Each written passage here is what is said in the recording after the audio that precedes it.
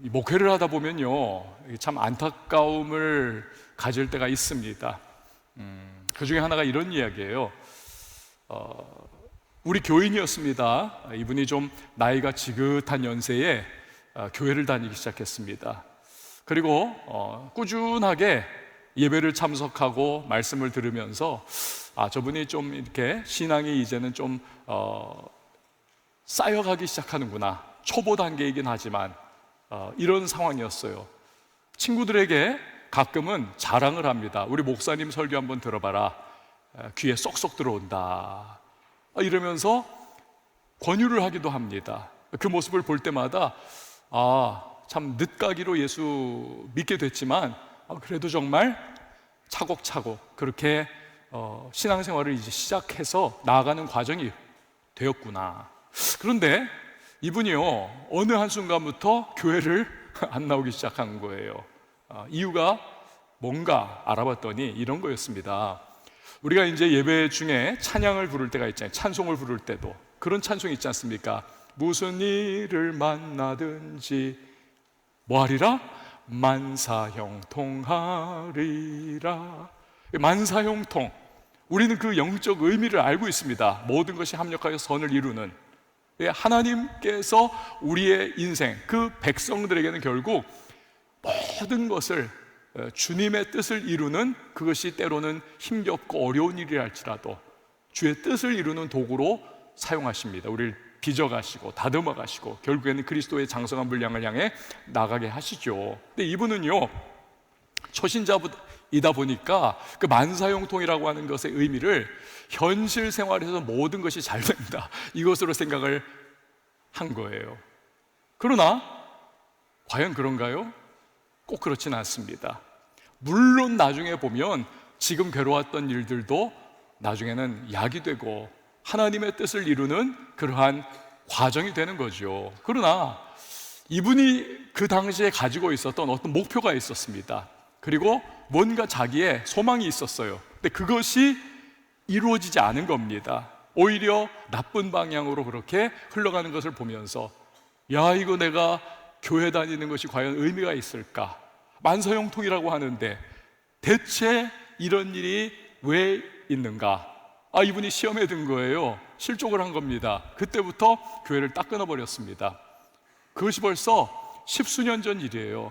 지금까지 자체 방학을 계속하고 있습니다. 여전히 안 나오고 계세요. 그분만 생각하면 정말 마음이 이렇게 울렁울렁해요. 느낌이 이렇게 매식매식합니다.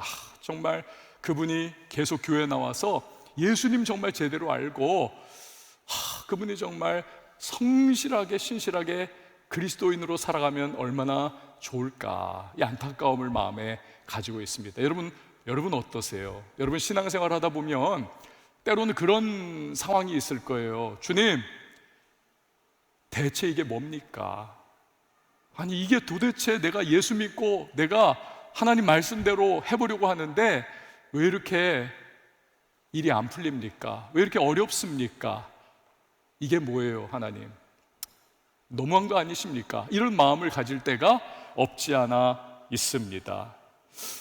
어떤 분은 그런 것 때문에 아까 말씀드린 그분처럼 신앙을 포기해버리는 분들도 있습니다. 어떤 분은 거기까지는 안 가요. 그렇지만 신앙이 그냥 꽤 오랜 기간 동안에 침체기에 빠져들고 휘청거립니다. 나중에 어쩌다가 다시 회복이 되지만 이미 너무나 데미지가 커요. 그래서 다시 정상 궤도로 올라오지 못하는 그러한 분들도 종종 계십니다. 자, 그렇기 때문에 우리 신앙생활에 어쩌면 필연적으로 다가와요. 실망의 순간이, 회의를 겪는 그러한 일들이 다가옵니다. 이때 우리가 어떻게 마음을 추스려야 할까, 이 부분을 우리가 미리 알아놓는 것이 필요합니다. 그런 상황을 우리가 잘 견뎌내면요, 하나님은 성실하신 하나님이십니다. 좋으신 하나님이세요.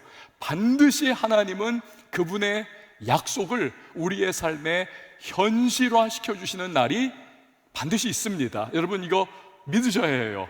아멘으로 받으시길 바랍니다. 반드시 그런 날이 다가와요. 그날을 우리가 맛보게 될 겁니다. 그날을. 여러분 오늘 우리가 다룰 인물 아브라함이 바로 그런 경우를 체험을 하는 사람입니다.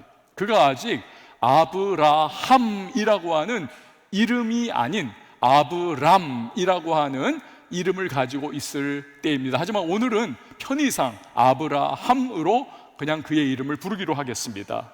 그의 아버지 데라가 이 아들 아브라함과 또 일가를 이끌어서 갈대아 우르를 떠나서 하란으로 나아가고 있습니다. 이유는 목적지 가나안을 향해서예요. 그러나 무슨 연유인지 간에 하란이라고 하는 것에 머물렀습니다. 그리고는 그 하란에서 아버지 데라가 그만 세상을 뜨게 됩니다. 그때 하나님께서 아브라함에게 나타나시죠. 아브라함아, 너는 너의 고향과 친척과 아버지의 집을 떠나라, 절연을 해라, 다 놔둬라. 그리고는 내가 너에게 지시할 땅으로 가라. 그러면 내가 너에게 복을 줄 거야. 그 땅, 거대하고 어마어마한 땅을 너에게 줄 것이고, 그리고 너로 하여금 큰 민족의 조상이 되게 할 거야. 또한 너는 복의 근원이 되게 할 거야. 만국 열방이 너로 말미암아 복을 누리게 되는, 너는 복의 조상과 같은 사람이 될 거야. 이런 약속을 하나님께서 주십니다. 어마어마한 거죠. 여러분, 돈 몇 푼에 목숨을 거는 사람도 있습니다. 우리가 볼 때는 야, 저 미친 거 아니야, 그 생각을 하는데 그 사람들은 그렇게 하는 거예요.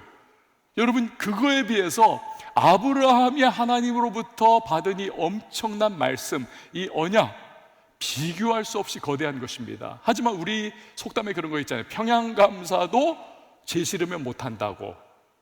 아브라함은요, 그 하나님의 말씀을 거절할 수 있는 충분한 명분과 이유가 있었습니다. 일단은 생활 수준과 문화 수준의 차이예요. 갭이 너무나 큰 겁니다.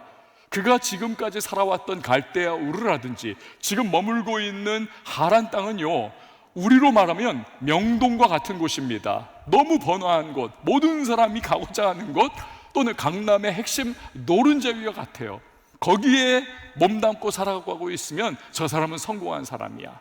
누구나 가고 싶고 누구나 살고 싶은 그러한 땅이었습니다. 그에 비해서 하나님께서는 말씀하시는 거예요. 내가 너에게 지시하는 땅으로 가라. 어딘지도 알지 못하는 것입니다. 어떻게?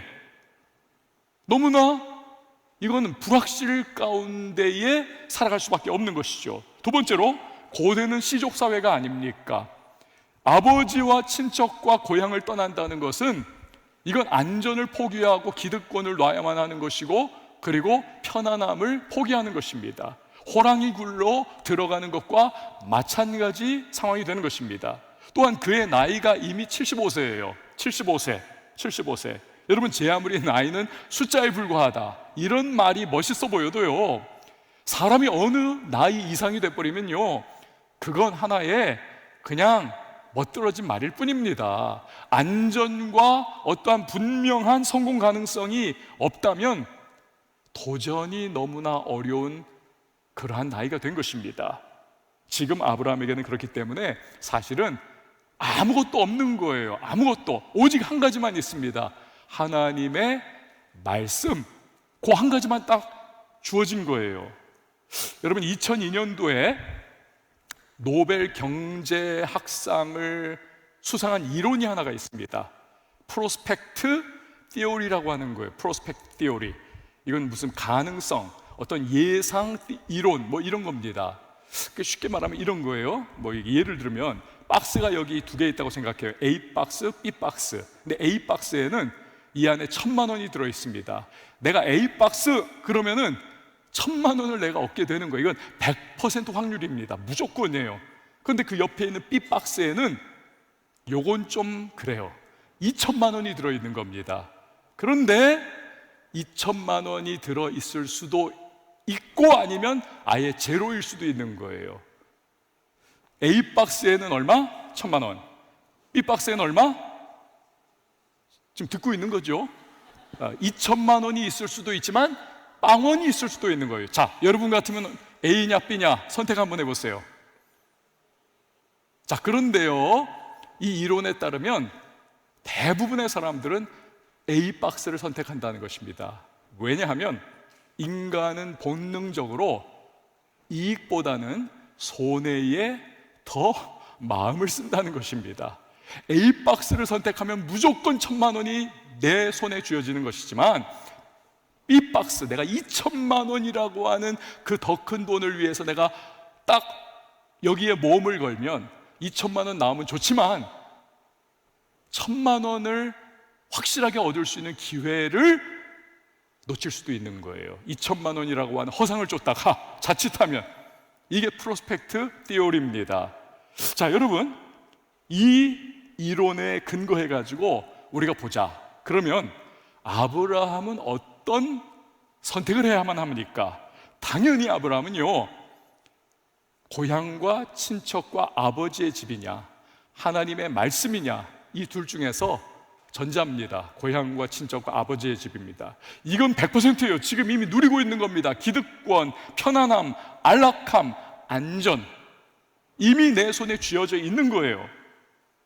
반면에 하나님께서 주시겠다라고 하는 복들, 하나님의 그 말씀, 이게요 참 좋아 보이긴 하지만 현실에서는 아무것도 지금 주어진 게 없는 것입니다. 만약에 이것이 허상이라 어떻게 되는 거예요? 내 인생 날아가 버리는 것입니다. 그 모든 걸 놓쳐버리는 거예요. 또 만약에 이것이 현실화된다 할지라도 이미 나이가 75세입니다. 아브라함의 나이가. 언제 어떻게 인생이 끝나버릴지 모르는 그러한 나이가 되어버렸습니다. 무슨 영광을 보겠다고. 근데요 여러분, 참 놀라운 일이 일어나죠. 아브라함이 하나님의 말씀을 붙잡고 가더라는 거예요. 기득권과 안락함과 편안함, 그 아버지의 집과 친척들과 고향을 버리고 가더라는 것입니다. 놀라워요. 4절 말씀 우리 같이 한번 읽어보시죠. 시작. 이에 아브라함이 여호와의 말씀을 따라갔고 롯도 그와 함께 갔으며 아브라함이 하란을 떠날 때에 75세였더라. 아멘.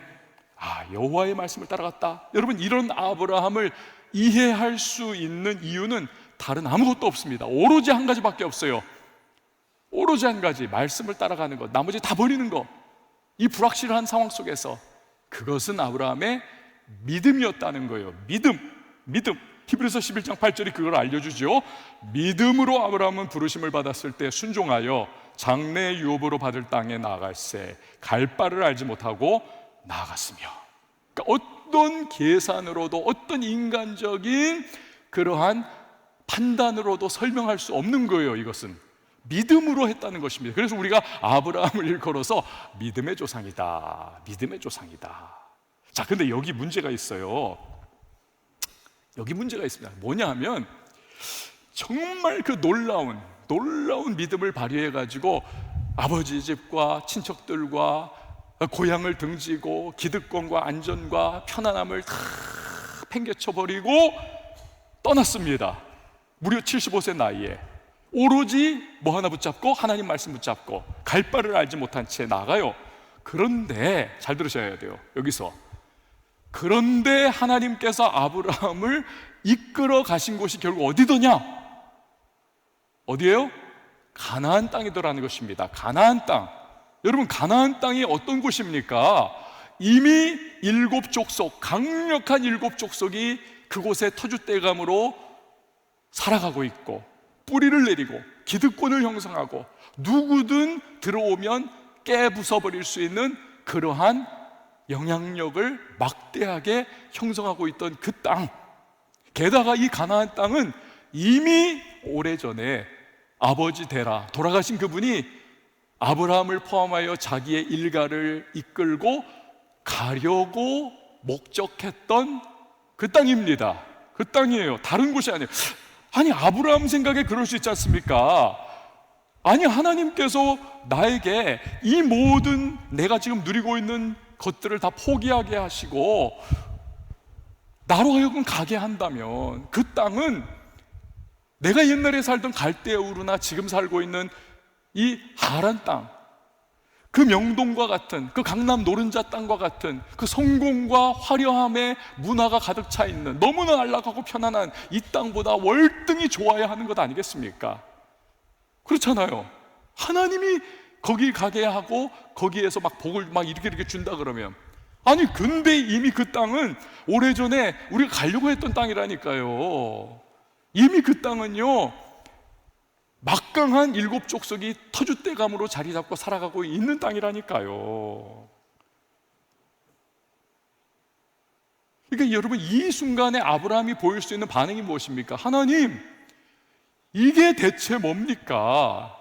아니 여기로 우리를 인도하려고 그렇게 모든 거 버리고 여기 오게 하셨습니까? 하나님 혹시 우리한테 사기치신 거예요? 하나님 이럴 수 있습니까? 이게 뭐예요 하나님? 이렇게 말할 수 있다는 것입니다.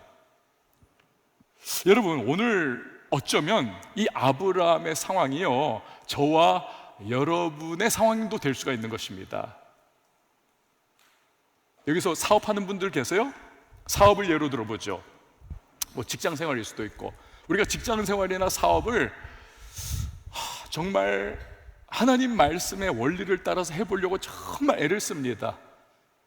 그래가지고 때로는 회사에서 정말 왕따 당하는 그러한 직전까지 갈 수도 있고, 당할 수도 있고, 쟤 왜 저래? 라고 그렇게 비웃음을 살 수도 있어요. 그러나 그 모든 것들을 우리가 다 감내하면서 어떻게든 하나님 말씀대로 우리가 일터에서 생활해 보기 위해서 막 몸부림을 친단 말이에요. 몸부림을 쳐요. 그러면 하나님께서 막 사업이 막 흥황하게 하시고, 판로가 그냥 확 열리게 하시고, 불경기의 때에도 하나님께서 사람들 막 붙여줘가지고 2호점, 3호점, 막 4호점 낼 수도 있게 만들어줘야 하고, 막 그냥 날개 돋친 듯이 기획한 것들이 막 이루어지면서 팔려나가고, 일터에서도 막 그냥 승승장구하면서 그냥 승진하게 되고, 막 이런 일들이 생겨야 되는 거 아니에요? 그렇든가요? 아니잖아요. 오히려 더 어려워질 때가 많고, 오히려 더 믿음으로 그곳에서 내가 행하려고 하다 보니까 코너에 몰리게 되고, 이상한 사람으로 그렇게 낙인 찍히게 되고, 그런 일들이 참 많지 않습니까? 그래서 흔들리는 거예요. 내가 이 믿음을 정말 제대로 지키고 있어야 하는 것일까? 그런데 그냥 세상 방식, 세상의 꾀, 세상의 논리 따라가지고 하나님 안중에 없이 그냥 그렇게 막 회사 생활하고 또 사업하고 이러는 사람들은 너무 잘 되는 거예요. 그 구조 내에서 막 이게 그래가지고는 막 매출이 더 그냥 확 성장하고, 일이 그냥 막 뻗어나가고, 막 그냥 돈이 계속 쌓이고, 미끈한 새 차를 뽑아가지고 나 이번에 차 샀어 하면서 막 자랑하고, 그런 차 붕 떠나는 그 뒷모습을 바라보면서 나는 뭘까? 그때 무슨 생각이 들어요? 하나님, 이게 뭡니까? 나 정말 하나님 뜻대로 말씀대로 해보려고 이렇게 애를 쓰는데 하나님 대체 왜 이러죠? 실망과 아울러서 내가 가지고 있었던 그 하나님 말씀에 대한 그 몸부림, 이걸 이제는 포기해야 되는가? 이 회의가 들어오는 것이죠. 제가요 이번에 여러분 기도해 주셔가지고 영국에 잘 다녀왔습니다. 제0 총신 동문수련회 잘 섬기고 왔는데요, 이번에 가보니까 이제 그렇더라고요. 이 영국이 선진국 아닙니까? 게다가 민주주의가 시작된 곳, 꽃을 피우고 깊게 뿌리를 내리는 곳. 사람들이 진짜 나이스하더라고요. 젠틀하면서. 근데 여기에서 이제 영국에서 목회를 하시는 목사님들이나 선교를 하시는 선교사님들이 학벌을 보니까 장난이 아니더라고요. 다들 진짜 명문대학을 나오시고요, 막 박사학위 다 따시고, 그리고 진짜 뭐 이분들 그냥 우리 신학대학에다가 딱 모셔만 놓으면 그냥 그대로 교수하셔도 다 되는 분들이에요. 대부분이 다 그렇습니다. 다 그래요. 게다가 그 섬기는 교회 교인들도 대단했어요. 그 옥스브리지라고 하잖아요. 옥스퍼드와 케임브리지 대학, 또 세인트 앤드루스 대학, 뭐 글래스고 대학 같은 쟁쟁한 세계 대학 랭킹 상위권을 막 그냥 랭크하고 있는, 막 1위, 2위 막 그렇게 랭크하고 있는 이 대학들 다니고 있는 유학생들이 이분들 교회 교인인 거예요. 그리고 거기 있는 아주 그냥 좋은 그 그 주재원들, 이런 분들이 이제 그 교인들이에요. 근데 보니까요, 문제는 뭐냐면 영국의 물가가 살인적이더라고요. 샌드위치, 뭐 햄버거 이런 거 아내하고 이렇게 사 먹었는데 8만 원 나와요. 8만 원. 햄버거 사 먹었는데 여러분 생각하는 뭐 고든 램지 그런 거 말고요. 그냥 동네 햄버거. 그렇더라고요. 그랬는데 너무 비싼 거예요. 그러니까 유학생이 그렇게 많지가 않더라고요. 그냥 학생이 적습니다. 게다가 방학이 되면 엄마 아빠 보고 싶으니까 한국 나오는 거예요. 게다가 그 영국 물가가 너무 비싸니까 한국 나왔다 들어갔다 하는 비행기표 값이 그래도 싼 거예요. 거기 있는 것보다는. 한국 학생들이 빠지면 이제 이 교회들은 막 텅텅 비게 되는 겁니다. 게다가 뭐 주재원도 몇 명 없잖아요. 이 목사님 또 선교사님 이런 분들이, 이 교인들이 다 모여도 개학이 돼서 모여도 한 뭐 20-30명, 뭐 40명 이렇게 되고, 그 영국 전체에서 가장 교인 많이 모이는 교회가 300명 정도더라고요. 영국 전체에서, 그 한인교회에서 300명. 근데 그 300명 교회도 자기 건물이 없어요.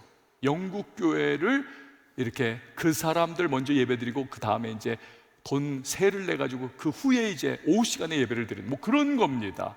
경제적으로 되게 어려운 거죠. 그러니까 이 목사님들도 그렇고 사모님들도 그렇고 선교사님들도 그렇고 다 잡을 가지고 있는 겁니다. 안 그러면 생활이 안 돼요. 그래가지고 하여튼 주일에 뭐 수요일에 또는 뭐 이럴 때는 교회를 막 몰입을 해야 되고, 나머지 때는 또 생계를 위해 가지고 막 일을 또 하셔야 되는 막 이러한 상황 가운데 놓여 있는 겁니다. 학벌 굉장히 높고 뭐 그런 분들이. 근데 여러분 그 생각할 수 있지 않겠어요? 이분들이 하나님 대체 이게 뭡니까? 제가 한국 신학교에 교수 되기 위해 가지고 영국까지 와서 죽을 둥상을 신학 공부해 가지고 박사학위까지 받았는데 신학교에 들어갈 자리가 없어요. 그 제가 한국도 못 들어가고 이 영국에서 사역을 공부하면서 했던 그 교회에서 지금 계속 사역을 10년째, 20년째, 30년째 하고 있습니다. 하나님, 그런데 제가 또 생활을 위해서 일까지 해야 되는 이러한 상황입니다. 아니 박사학위 따서 신학교 갈 줄 알았는데 제가 이게 뭡니까? 이런 하나님 앞에 한탄할 수 있지 않습니까? 그렇지 않아요? 자, 여러분들에게도 마찬가지일 거예요. 뭐 이런저런 하나님 앞에 대체 이게 뭡니까 하나님? 그런 부분들이 있을 겁니다. 이때 우리가 어떻게 해야 되느냐? 그래서 아브라함이 어떻게 했는가? 이 부분을 우리가 살펴봐야 되는 거예요. 자, 먼저는 우리가 그런 상황 속에 우리가 흔들리고 우리가 휘청거리고 마음이 무너져 내릴 때, 괴로울 때, 여러분 우리는요 힘을 얻어야 되잖아요. 근데 어디서 우리가 힘을 얻어야 되는가? 우리는 예배를 통해서 힘을 얻어야 하는 것입니다. 예배를 통해서. 아브라함이 그랬어요. 자, 우리 다 같이 한번 보도록 하겠습니다. 7절에서 8절 말씀 같이 보시죠. 시작. 여호와께서 아브라함에게 나타나 이르시되 내가 이 땅을 내 자손에게 주리라 하신지라. 자기에게 나타나신 여호와께 그가 그곳에서 제단을 쌓고 거기서 베델 동쪽 산으로 옮겨 장막을 치니 서쪽은 베델이요 동쪽은 아이라. 그가 그곳에서 여호와께 제단을 쌓고 여호와의 이름을 부르더니. 아멘. 자, 여러분 왜 그렇다면 우리가 예배를 통해서 힘을 얻을 수 있는가? 여러분 우리가요 마음에 막 회의가 밀려와요. 신앙에 낙심이 돼요. 실망감이 엄습합니다. 근데 이걸 극복할 수 있는 힘이 어디서 근본적으로 나올까요? 그것은 믿음입니다. 믿음으로 돌파해 나갈 수가 있는 거예요. 믿음으로. 요한일서 5장 4절에 보면 세상을 이기는 승리는 이것이니, 우리의 뭐라고 말씀하고 있습니까? 믿음이라는 것입니다. 그러니까 우리의 인생에 다가오는 여러 가지 유혹과 시험 플러스 신앙에 흔들리고 회의가 다가오고 이런 모든 것들을 우리가 어떻게 극복하고 돌파하고 승리할 수 있느냐? 그 비결이 믿음이라는 거예요. 그러면 믿음은 어디에서 생겨나느냐? 믿음은 하나님의 말씀에서 생겨납니다. 로마서 10장 17절 같이 한번 읽어보시죠. 시작.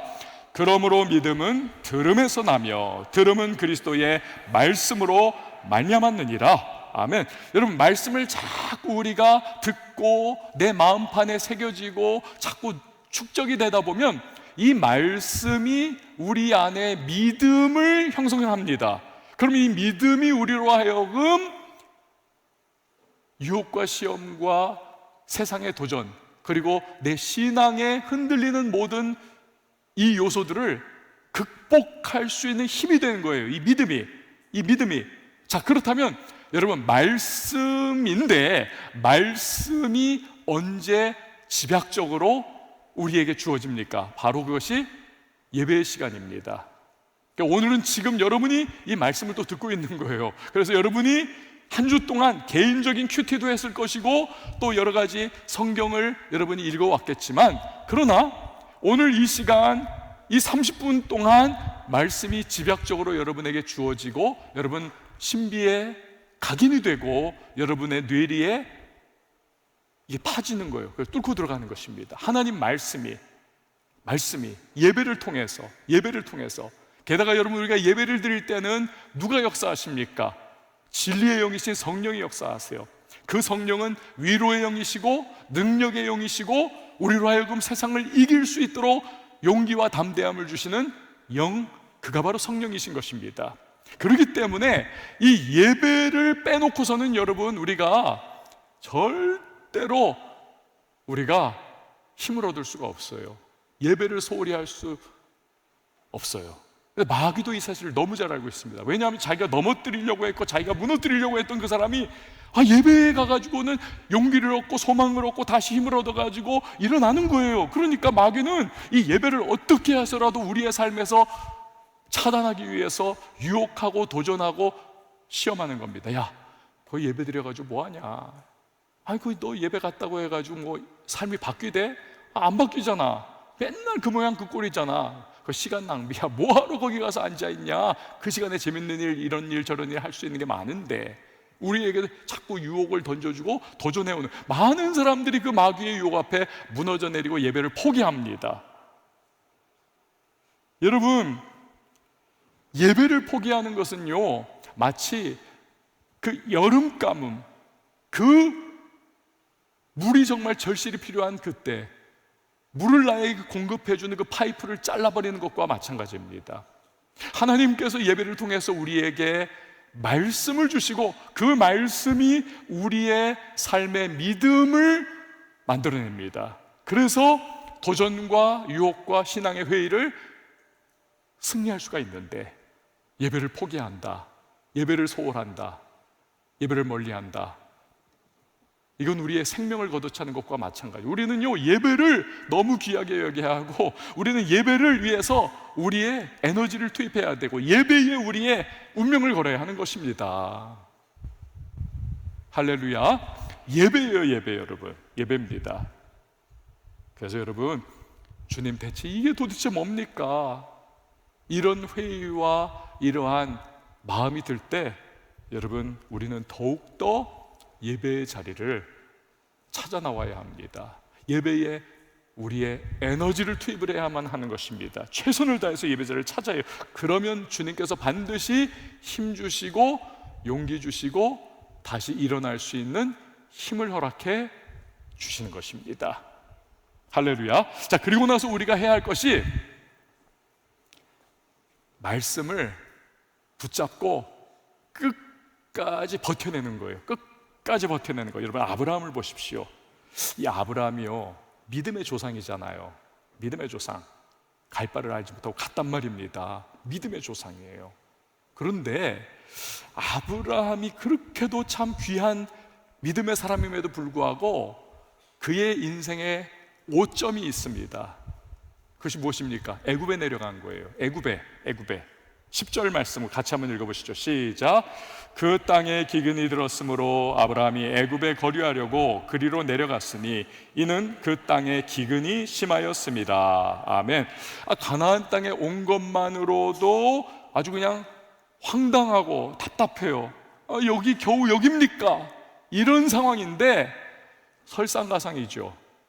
그 가나안 땅에 기근이 든 거예요. 한 절에 기근이 들었다는 그 말이 2번 나옵니다. 이건 굉장히 극심한 기근이 들었다는 것을 강조하는 어법입니다. 그래가지고 아브라함이 믿음은 있지만 믿음을 활용해가지고 발휘해가지고 가나안 땅에 왔지만 그가 그 믿음을 끝까지 붙잡고 있는 일에 실패를 합니다. 그래서 애굽으로 내려가는 거예요. 이집트로. 그 이집트의 나일강, 그 나일강 삼각주에서 그 풍요로움을 그가 알고 있거든요. 익히 들어서. 그래서 그곳에 가면 나의 식솔들을 다 먹일 수 있고 나의 수많은 가축들도 굶어 죽이지 않고 내가 거기서 키울 수 있다. 인간적 머리를 굴린 거예요. 그래서 애굽으로 내려갑니다. 잘 살았나요? 아니요. 애굽 왕 바로에게 자기 아내를 뺏깁니다. 피눈물 나는 일이죠. 근데 하나님께서 그 아내가 언약의 혈통을 이루는 여인이기 때문에 강권적으로 역사해 주셔서 이 애굽 왕 바로를 하나님이 책망하시고 그를 다시 아브라함에게로 되돌려 줍니다. 이런 하나님의 역사하심 때문에 겨우 아내를 돌려받고 그가 정말 수치와 모욕을 당한 채 애굽에서 다시 나오게 되죠. 결국 원점으로 돌아갑니다. 다시 돌고 돌아 가나안 땅 여기로 가게 되는 거예요. 이게 뭡니까 여러분? 애당초 믿음으로 끝까지 하나님 말씀 붙잡고 가나안 땅에서 버텼어야 되는데 그러지 못한 부끄러운 모습이죠. 여러분, 이런 아브라함을 반면교사 삼아야만 합니다. 우리는 끝까지 하나님의 말씀을 붙잡고 견뎌내고 버텨낼 수 있어야만 합니다. 하나님은 그 사랑하는 자녀인 우리를요, 잘 들으셔야 해요. 하나님은 그의 사랑하는 자녀인 저와 여러분을 절대로 약속의 땅 가나안, 요거 다른 말로 하면 하나님의 말씀 밖으로 벗어나는 것을 놔두시지를 않아요. 그게 우리의 운명입니다. 어쩔 수 없는. 만약에 하나님께서 우리를 하나님 말씀 밖으로 나가도록 그냥 내버려둬요. 그냥 내팽개쳐도 버려요. 뭐 네 마음대로 해라. 그 사람은 하나님의 택함 받지 못한 사람입니다. 하나님이 택하신 백성이라면 잠시 동안은 그렇게 잠깐은 허용했다 할지라도 반드시 하나님이 때려서라도 매를 들어서라도 다시금 그의 말씀 안으로 하나님이 우리를 이끌어 내십니다. 왜? 택한 하나님의 자녀이기 때문에 그렇습니다. 택한 자녀이기 때문에.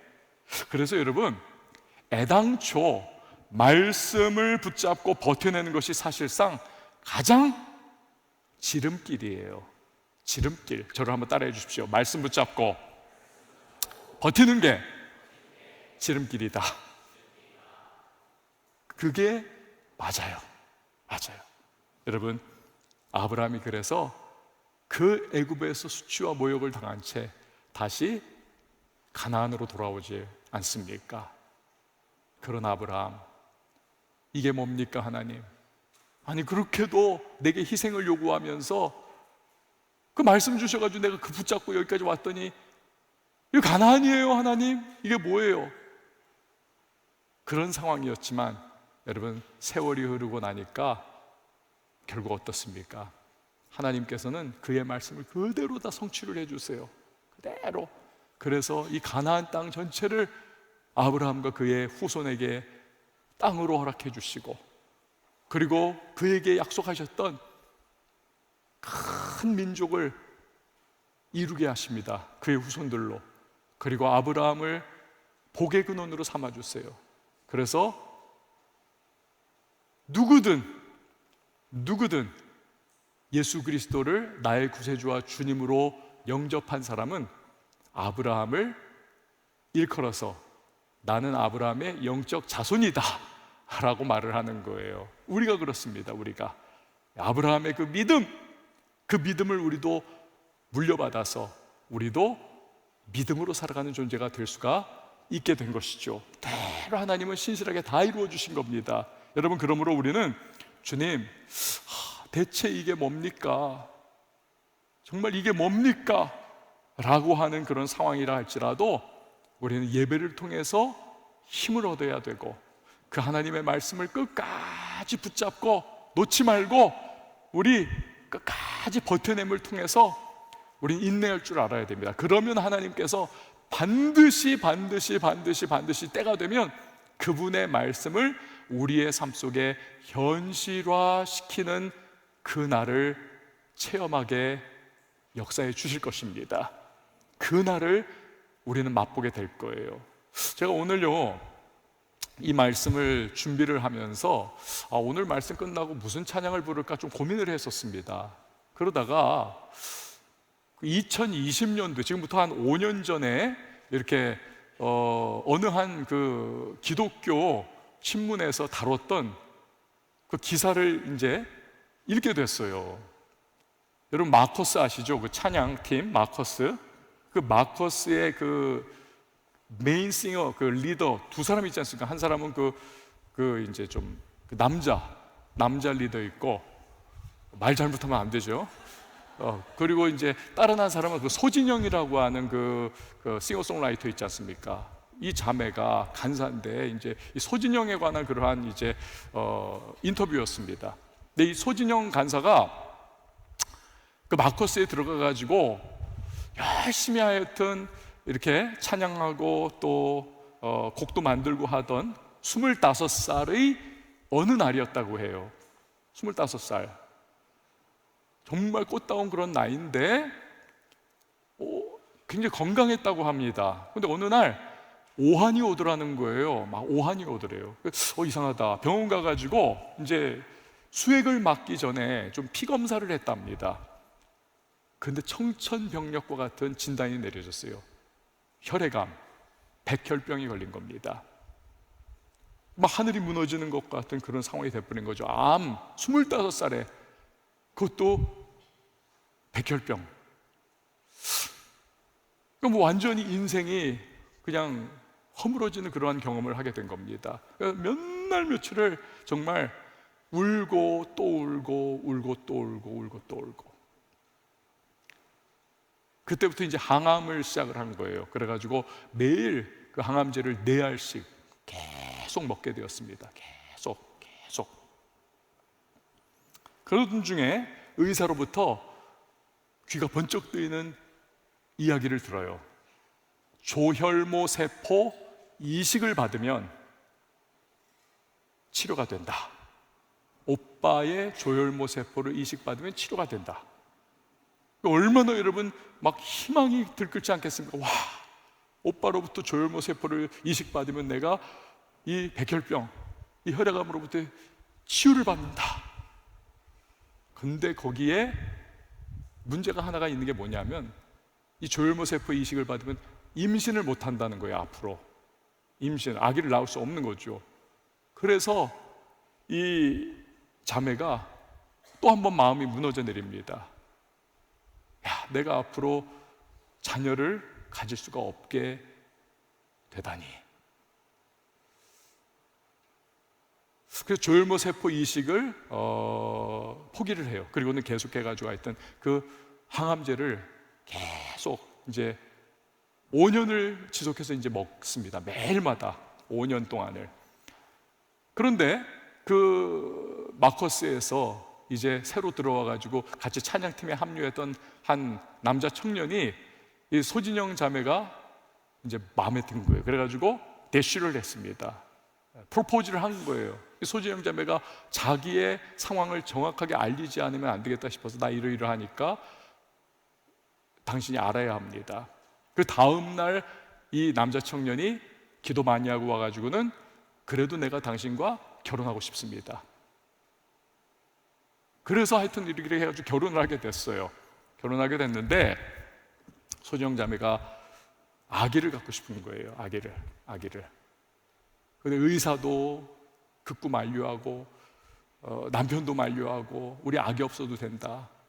너가 항암 그거 잘 해가지고 완쾌되는 것이 제일 중요하지 않겠냐. 부모도 만류하고. 그런데 기도를 하다 보면 마음에 자꾸 평안이 오더라는 거예요. 하나님, 저도 좀 평범하게 좀 살아봤으면 좋겠습니다. 아기도 낳고 키우면서 계속 기도하는데 하나님이 평안을 주시더래요. 그래서 약을 끊습니다. 그리고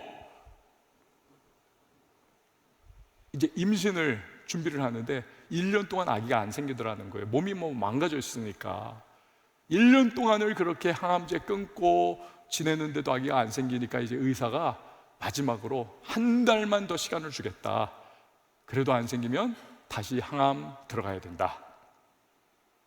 근데 그 한 달 사이에 아기가 생긴 거예요. 아기가. 그래가지고 그 아기가 이제 결국에 나중에 이제 출산을 했는데 이 아기를 낳고 나니까 또 충격이 다 온 거예요. 뭐냐면 아기가 이 청각장애, 이 들리지를 못하는 거예요.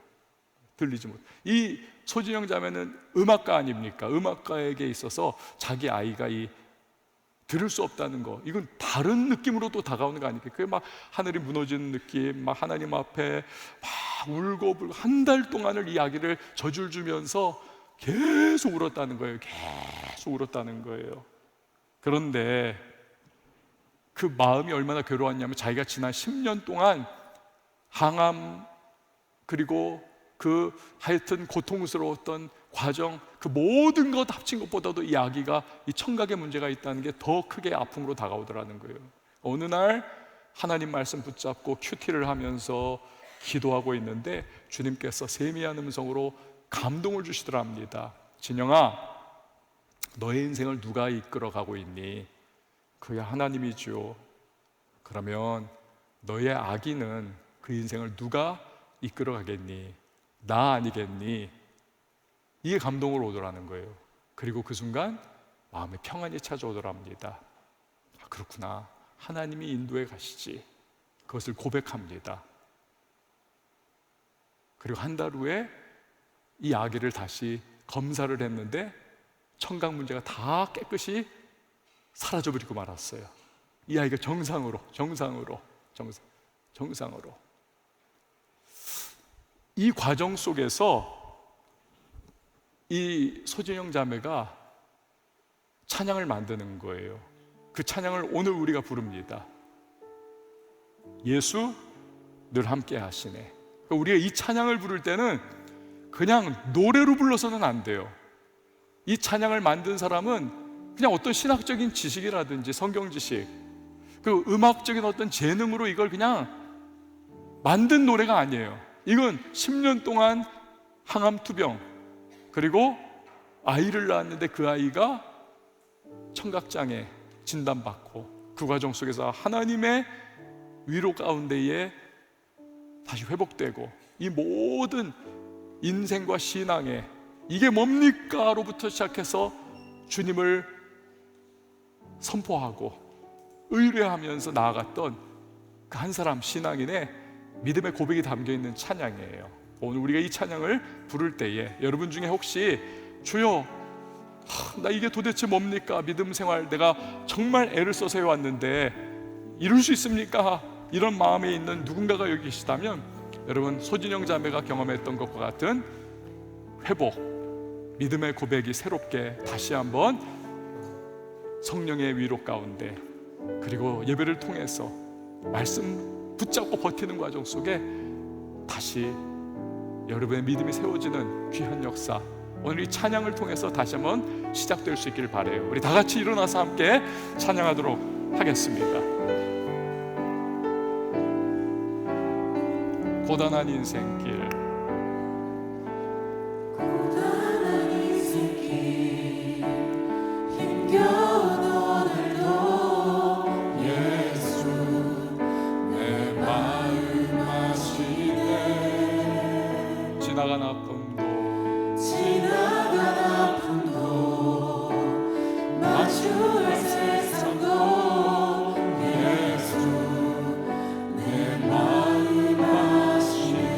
고단한 인생길, 고단한 인생길 힘겨운 오늘도 예수 내 마음 아시네.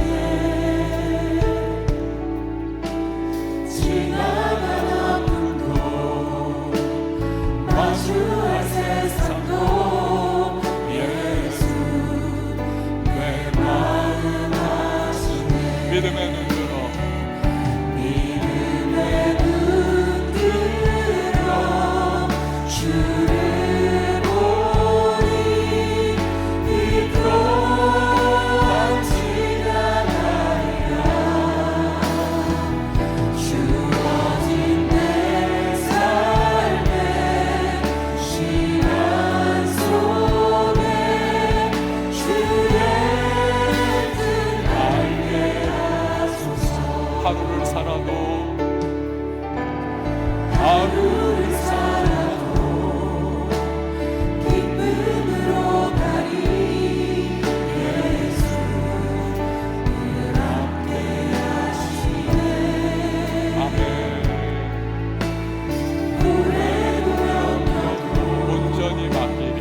온전히 맡기리. 예수 늘 함께 믿음의 눈 들어 주를 보리. 믿음의 눈 들어 주를 보리. 이 또한 지나가리라. 주어진 내 삶의 시간 속에 주의 뜻 믿음의 눈 들어 주님 바라보겠습니다.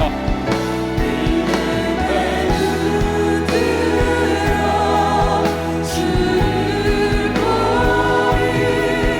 이 또한 지나가리라. 주어진 내 삶의 시간 속에 다시 한 번 더 찬양하며 나갑니다. 믿음의 눈 들어 주를 보리. 믿음의 눈 들어 주를 보리. 이 또한 지나가리라. 아멘. 주어진 내 삶의 시간 오늘 마지막으로 한 번 더 찬양하십시다. 믿음의 눈 들어 오직 주님 바라보겠습니다. 믿음의 눈 들어 믿음의 눈 들어 주를 보리. 이 또한 지나가리라. 지나가리라. 아멘. 주어진 내 삶의 시간 속에 주의 뜻 알게 하소서. 여러분 이 시간에 우리 같이 기도하며 나가겠습니다. 우리에게는요 신앙생활 가운데 때로는 주님 대체 이게 뭡니까? 내가 이렇게 그래도 내 나름 신앙생활 좀 열심히 해보려고 하는데 일터에서, 인간관계에서, 가정에서, 그리고 나의 인생 속에 하나님 왜 이런 상황이 풀리지 않고 오히려 첩첩산중입니까? 왜 답답한 일이 계속됩니까? 우리 이렇게 하나님 앞에 토로하는 그러한 모습들이 있을 수밖에 없어요. 이때에 우리 무너져서는 안 되겠습니다. 우리 정말 견뎌낼 수 있어야 하고 승리할 수 있어야만 합니다. 그러면 때가 되면 하나님은 반드시 우리가 붙잡은 그 말씀, 이것을 우리의 삶에 반드시 현실화시켜주는 그 은혜를, 그 날을 우리에게 허락해 주실 겁니다. 우리는 예배를 통해서 힘을 얻어야 해요. 믿음이 말씀을 통해서 생기는 것이고 그 믿음은 이 예배를 통해서요 우리에게로 막 부어지는 겁니다. 그래서 우리는 예배를 귀중하게 여겨야 해요. 예배를 통해서 힘을 얻어야 합니다. 그리고 끝까지 우리는 말씀 붙잡고 유혹과 시련과 혼돈 속에서도 버텨낼 수 있어야만 하는 것입니다. 아브라함 삐거덕해가지고 애굽 내려갔던 것처럼 우리 그래서는 안 되겠습니다. 그래봤자 또 원점이에요. 버텨내는 것이 가장 지름길입니다. 느리고 더딘 것 같다 할지라도, 앞이 안 보이는 것 같다 할지라도, 여러분 이 시간에 우리 한번 기도할 때에 주님, 우리 일터도 그렇고 직장생활, 사업, 우리 삶의 현장 속에서 참 혼란스럽고 힘든 때 많은데 주님 잘 감당하면서 하나님 승리하여 주의 말씀이 결국 내 삶에 이루어지는 것을 경험할 수 있도록 도와달라고, 성령님 함께 해주시고 새롭게 나를 붙잡아 달라고, 다시 일어나 시작해 달라고 우리 다 같이 주님의 이름 한번 외치고 기도하며 나가도록 하겠습니다. 주여, 하나님 아버지의 내를 베풀어 주십시오. 선하신 주 하나님 아버지, 우리가 이렇게 주님 앞에 예배 잡고 있습니다. 하나님이 자루가 우리에게 하나님의 말씀을 지각적으로 주시고 그 말씀을 통해 믿음이 하나님을 얻어내며 그냥 우리가 하나님 말씀을 잡고 끝까지 벗어나는 힘으로 귀한 시간 되게 하여 주십시오. 하나님 우리의 일터의 현장, 우리의 사업, 그리고 우리의 인간관계 하고 우리의 사회생활, 하나님 가정생활, 우리의 모든 믿음 신앙생활, 하나님 때로는 이게 도대체 뭡니까 하나님, 우리 그렇게 허탈해야 하고 답답해야 하는 순간이 없지 않아 있지만 그러나 하나님 쓰러지지 않게 하시고 우리 다시 일어나서 전진해 나갈 수 있게 원합니다. 모든 성령께서 말씀 통하여 우리에게 주시기를 원합니다. 하나님 오늘 주저하는 누군가가 있다면 다시 하나님 일어나게 하시고 하나님 새롭게 시작할 수 있도록 도와주시기를 원합니다.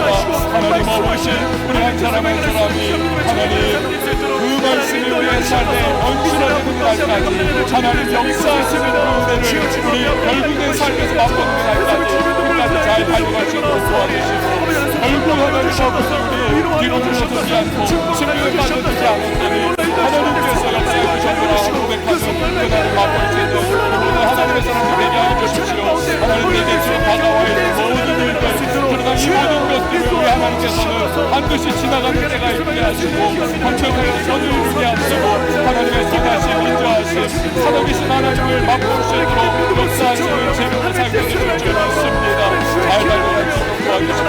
성령님 위로하는 것과 힘과 은혜를 허락해주시고 견딜 수 있는 믿음을 허락해주시니 하나님 말씀을 살아갈 수 있는 하나님 그 말씀 절대로 놓치지 않고 붙잡을 수 있는 유혹을 하셔 파괴하고 승리하는 우리 되게 하여 주십시오. 함께 해주십시오. 여러분 이 시간에 다시 한번 기도할 때 우리가요 이제는 겨우겨우 생존 차원에 머무는 우리 신앙이 아니라 정말 돌파하는 신앙으로 세상을 격파하고 뚫고 나아가면서 우리 삶의 자리 속에서 하나님의 사람들로 우리 힘있게 나아갈 수 있도록 도와달라고, 넘어졌던 그 자리에서 다시 일어나 힘차게 전진할 수 있도록 우리 정말 성령 충만해야만 합니다. 성령 충만하지 않고서는요 우리가 믿는 이 믿음, 우리의 신앙생활, 우리의 가지고 있는 어떤 성경적인 지식, 이것이 힘을 발휘하지 못해요. 성령 충만할 때만이 우리가 정말 돌파하고 능히 담대하게 우리 세상을 이기는 믿음으로 승리할 수 있는 하나님의 사람들이 될 수 있습니다. 그 나의 삶의 자리에서 여러분 성령 충만 내게 허락해 주시고 그 기름 부으심으로 나를 새롭게 해주셔서 하나님 힘차게 나갈 수 있는 하나님의 사람 될 수 있도록 도와달라고, 성령의 전신갑주와 두루마리 있게 해달라고 우리 다 같이 주님의 이름 한번 외치고 기도합니다. 주여, 하나님 아버지 은혜를 들어주십시오. 하나님의 성령으로 충만하게 원합니다. 우리 모두가 하나님 우리 청년들, 우리 모든 교육자들, 저기 모든 지체들, 예배자들이 한 사람에 대한 나서주며 나아가게 하시고 성령의 생각을 하시고 뜨거워지게 하시고 성령의 하나님 사랑을 세우셔야 할 수 있게 원합니다. 어떤 성적인 신앙, 하나님 물질가운데 머무르는 신앙, 지식적 차원의 신앙이 아니라 성령으로 말미암아 뜨거워져서 살아있는 하나님 펄펄 돋는 10% 살아있는 신앙이 될 수 있게 원합니다. 하나님 성령으로 말미암아 도와주시고 하나님 이끌어주시고 통치하시는 지배하게 주셔서 우리가 하나님 욕하시며 여러 많은 구원들, 죄의 하나님 문제들 모든 걸 격파해버리고 우리 성령으로 돌파하며 승리하는 하나님의 사람들 되어서 하나님 아버지 세상을 호응하며 삶의 자리에서 믿음의 사람들답게 승리해 나가며 하나님 무너진 깨끗하게 다시 일어나 전진할 수 있는 하나님의 사람들 되게 하여 주십시오. 하나님 그리하여서 주여 한 사람이 많이 주었고 하나님 우리 10사람이 10만을 주었고 하나님 아버지 우리로 말미암아 하나님 주님께서 주님의 이름이 드러나며 우리가 하나님 아버지 모든의 오늘 모든 죄의 욕과 마음의 지역과 세상의 욕심을 이기셔파하며 승리하는 하나님의 사람들이 되게 주십시오. 여러분 이 시간에 다시 한번 기도할 때에 우리 청년 교회를 위해서 기도해 주시고 여러분의 각 부서를 위해서 기도하시기를 바랍니다. 그리고 또한 이제 하반기를 이제 시작할 때가 되었는데 우리들 이 하반기 동안에 우리 청년교회가 맡은 바 사명이 있습니다. 잘 감당할 수 있도록 하시고 우리로 말미암아 이 도시가 변화를 받고 거룩한 영향력이 흘러가게 하시고 많은 영혼들 갈 바를 알지 못하고 이 세상 가운데 죄에 얽매여 살아가고 있는 청년들이 주님 앞에 돌아오는 역사가 나타날 수 있도록 우리 전진기지 구원의 방주가 될 수 있도록 우리를 사용해달라고 우리가 기도할 때 여리고성이 무너지게 하여 달라고 어둠이 다 쫓겨나가는 역사가 나타나게 해달라고 구원의 감격이 소리쳐 주님 앞에 예배로 올려질 수 있도록 역사해달라고 이 시간에 같이 주님의 이름을 외치고 기도합니다. 주여 하나님 아버지 내려 불러주십시오. 하나님의 청년교회가 하나님 주님께서 역사하시고 주님의 성령께서 마음을 운행하시고 우리를 사용하여 하나님 거룩한 곳을 주시고 하나님 영광을 나타나는 귀한 교회의 현장을 하여 주십시오. 드리는 예배가 하나님의 성령의 임재가 가득한 예배를 하시고 우리가 기도할 때에 돌파 역사가 나타나게 하시고 어둠은 쫓겨나게 하시고 여러분을 무너지게 하시고 하나님 발전을 하시고 살아가고 있는 하나님 젊은 영혼들이 주님 앞에 돌아오게 하시고 저들이 하나님 예배로 찬양하고 주님 앞에 나아가게 하시며 하나님 인생의 사랑을 발견하고 주님 앞에 하나님 쓰임받는 귀한 역사가 하나님 우리 기도하고 복음 전하고 우리가 하나님 함께할 때 나타나게 하여 주십시오. 하나님 각 부서부서에 하나님 은혜를 베풀어주셔서 하나님 하반기를 위한 준비가 다 이루어질 수 있도록 하시고 우리 하나님 아버지 주님의 청년교회를 통하여서 뜻하시고 계획하신 일을 아름답게 이루어지길 원합니다. 하나님 아버지 우리가 모일 때에 하나님 아버지 역사가 나타나게 하시고 하나님의 은혜가 하나님 신나게 흘러넘치게 하시고 주님의 청년교회를 통하여서 이 도시가 변화되고 대한민국이 변화되고 하나님 열방의 도시와 영향력이 흘러나갈 수 있도록 우리 사용해 주시기 원합니다. 하나님 아버지 역사해 주셔서 모든 주님 영광 받아주시고 우리가 하나님 수임받는 모든 한 사람을 주십시오. 하나님 아버지 감사합니다. 오늘 다시 한번 한 주간 만에 이렇게 우리가 공동체로 모여 주님 앞에 예배자로 섰습니다. 지나간 한 주간의 삶 속에 때로 휘청거리고 때로는 우리 넘어졌지만 그러나 다시 한번 예배 가운데 하나님을 붙들며 나아갑니다.